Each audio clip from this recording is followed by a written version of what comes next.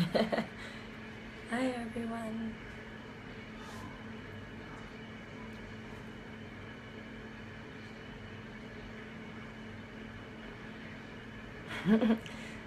So, I want to start off with my grandma always told me when starting a conversation and talking to people to never talk about politics, religion, or abortion. So here I am. I'm going to start talking about abortion. So I want to start my talk with abortion. And so just so we're clear, I know there are rare cases of molestation and rape, which is 1%, and then Dr. Landrum Shuttles says that less than 1% of all abortions are performed to save the mother's life. Now that we got that out of the way, we're talking about the 98%, the other 98%. And I also want people to know that it's, hi, also not called, like, it shouldn't be called reproductive rights. It's anti-reproductive rights, because the definition of reproductive is relating to or capable of reproduction. And reproduction is the act or process of reproducing, specifically the process by which plants and animals give rise to offspring, which fundamentally consists of the segregation of a portion of the parental body by a sexual or an asexual process, and its subsequent growth and differentiation into a new individual. So by saying reproductive rights, that's incorrect. It's anti-reproductive rights. If you're fighting for your right to keep your child, it would be reproductive rights. When you're fighting to kill your child, it's anti-reproductive. And,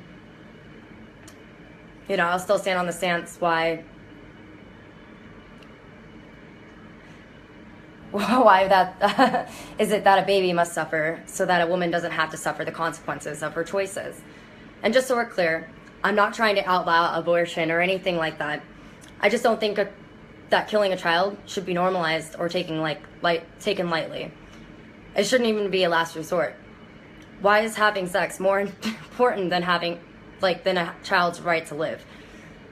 And for the Democrats and liberals, why is abstinence not normalized like it should be? Exactly.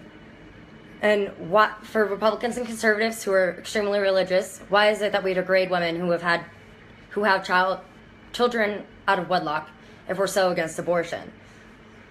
And there's no cut and dry solution except for when you're just evicting a baby from its first home. And the definition of life is the quality that distinguishes a vital and functional being from a dead body, a principle or a force that is considered to underlie the distinctive quality of animate beings. Babies are animate. When they're in the womb, they're in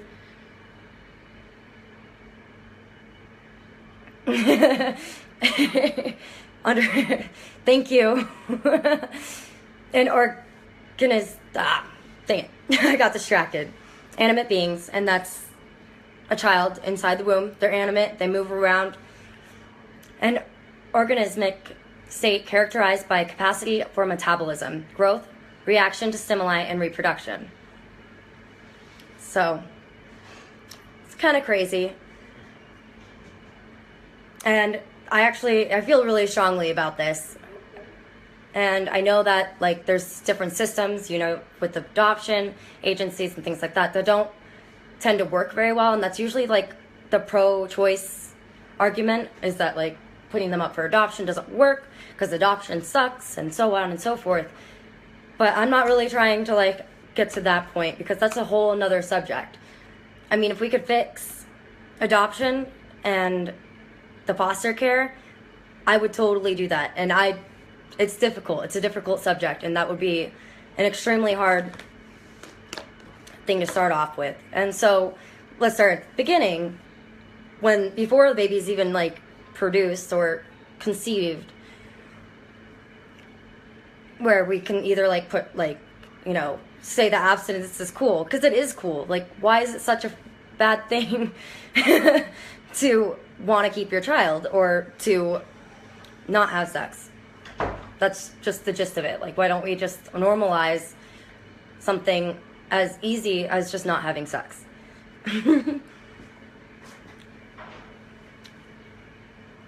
And so I actually have a site up right now. It's by Salon. It's salon.com, and it was published Friday, April 24th, 2015. And this is kind of disgusting to me. It's not just pro-choice. This is pro-abortion. 10 reasons why we must support the procedure and the choice. Like, pro-abortion. Like, it's... I can't even...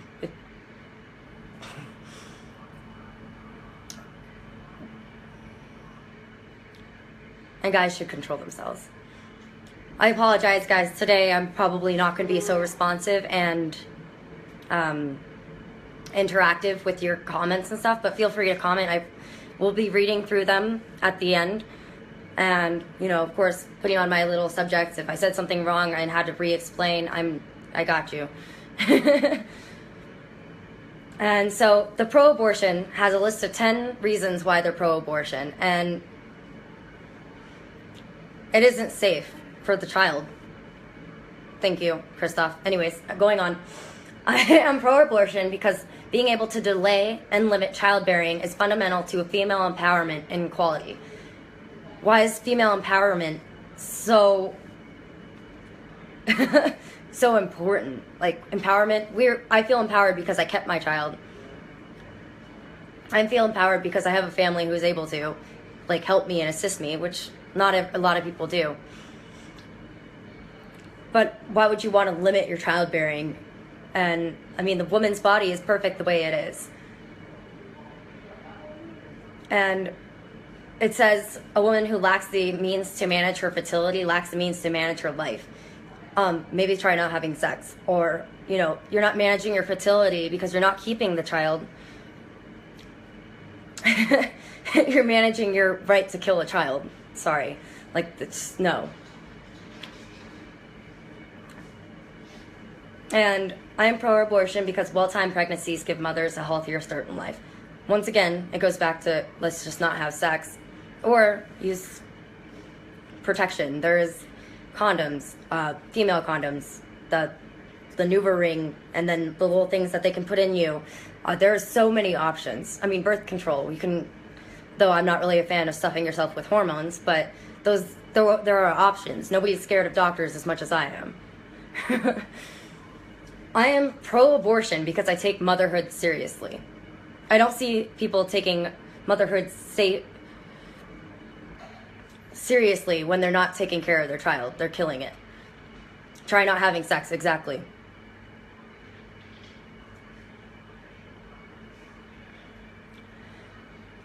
And so I don't think it makes any sense. I think the last one on here actually kind of makes sense. I can deal with that one. I am pro-abortion because intentional childbearing helps couples, families, and communities get out of poverty. Yes, intentional childbearing does help couples and families. Why would you not want to, you know, have a child? Unless if you're having sex, isn't the whole point to have a child other than pleasure? Why is it pleasure is like above a child's life? I am pro-abortion because reproduction is a highly imperfect process. That is true. As for people who have been pregnant and they have miscarriages, it is often done early because of genetic improbabilities, things like that, and they weren't able to bear and continue to have the child. And that makes sense. I am pro-abortion because I think that morality is about the well-being of sentient beings. I believe that morality is about the lived experience of sentient beings, because who can feel pleasure and pain, preferences and intention, who at their most complex can live in relation to other beings, love and be loved, and value their own existence. So are you saying that a child doesn't value their own existence? I mean, scientists have proven that children can hear and even see and move around and interact with the mother inside the womb. That is a thing. And I am pro-abortion because contraceptives are imperfect, and people are too. Yes, contraceptives are imperfect, yes. But there are like so many options. You could be using all of them, almost. I mean, condoms on top of birth control, condoms on top of a NuvaRing, condoms on top of like, like 99.9%. I am pro-abortion because I believe in mercy, grace, compassion, and the power of fresh starts. What about the fresh start for that child? What about the mercy and grace and compassion for the child inside the womb? Exactly, personal accountability. Take accountability. Don't normalize abortion because it's killing a child. Don't normalize it. It's personal accountability to take care of it or to have not gotten pregnant in the first place. I am pro-abortion because the future is always in motion, and we have the power and responsibility to shape it as well. Yes, except that child won't have a future if you abort it. So, end of story. I don't like that one. This is the only one on number 10 that actually like makes some sense. I am pro-abortion because I love my daughter. I first wrote the story of my own abortion when Dr. Tiller was murdered, and I couldn't bear the thought of abortion providers standing in the crosshairs alone. My abortion baby was about my daughter, Bryn, who exists only because a kind doctor like George Tiller gave me and my husband the gift of a fresh start when we learned that our wanted pregnancy was unhealthy. Bryn literally embodies the ever-changing flow of the future because she could not exist in an alternate universe in which I would have carried that first pregnancy to term. She was conceived while I would still have been pregnant with the child we had begun to imagine, but who never came to be. Yes, when you're pregnant with a child and you know that the child is sick, that is a huge actual reason. I think on the statistics that somebody posted was like 1% of that is why they have abortions. But I don't really like the whole I want this baby but not that one. But still, it is a huge responsibility to be taking care of a child who it would either has, with a genetic deficiency or a disease of sort that makes them difficult to take care of. Hi! So, on that note, I thought that was really interesting.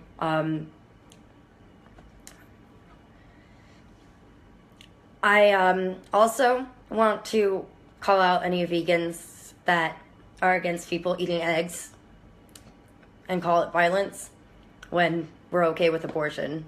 We're not fighting for our own children, we're fighting for the eggs of, chickens.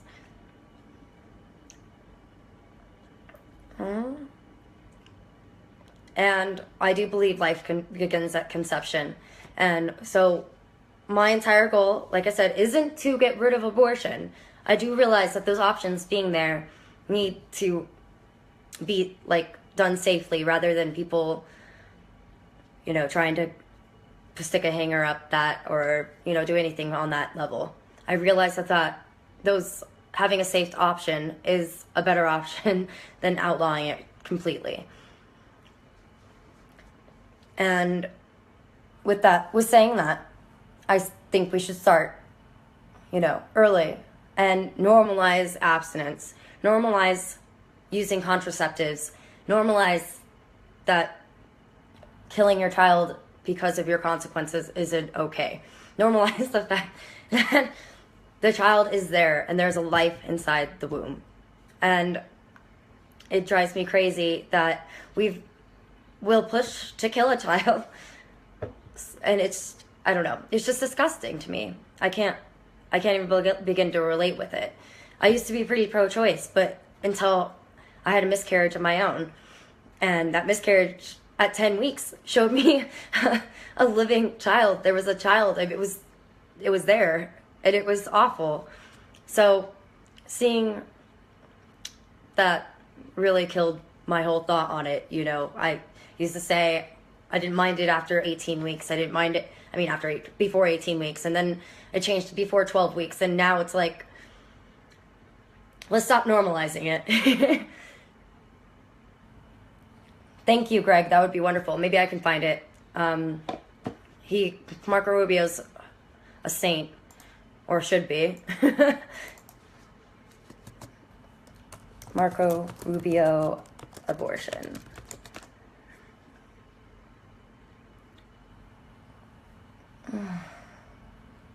Quotes, apparently, because we're back on the issues. He's not even running for president.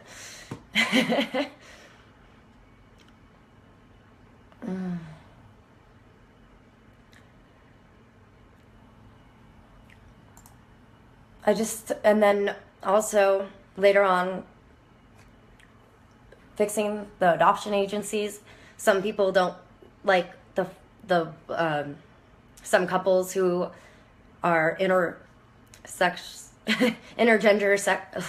couples having kids from adoptions, and I think that's like, I think people being gay and like being together is God's way of saying, hey, our world is a little overpopulated. Why don't we do this? So, put couples together that can't reproduce and therefore can take on some children because they want to have children. A lot of them want to have children. One of my favorite couples that I've met, they're from California. They're actually Republican, and they adopted this beautiful young boy named Hunter, absolutely gorgeous. And to me, that's huge. The fact that he was capable of adopting a child is fantastic. They were capable of adopting a child was fantastic. And I think Hunter was my favorite kid, like, in the entire world. I babysitted him throughout the whole entire trip in California when we went to Disneyland. And he also went on a dog show trip with me to Nebraska, and we had a blast. I was sick as a dog, but we had a blast. I can't find the quotes, Greg, so I hope. This is a difficult question, but when asked to make a decision between two very hard circumstances, I personally reached the conclusion that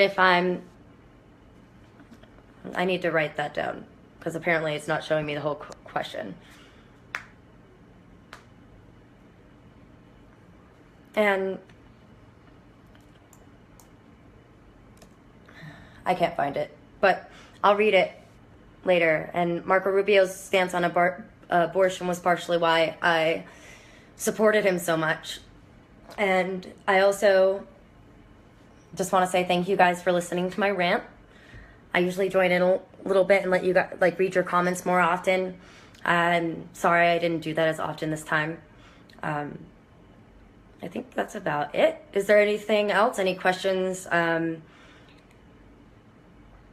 that anybody has about my stance or about different situations or abortion or anything, really? Because I'm probably going to get off soon. It's probably my shortest one, unless you guys want to chat for a little bit. I got you.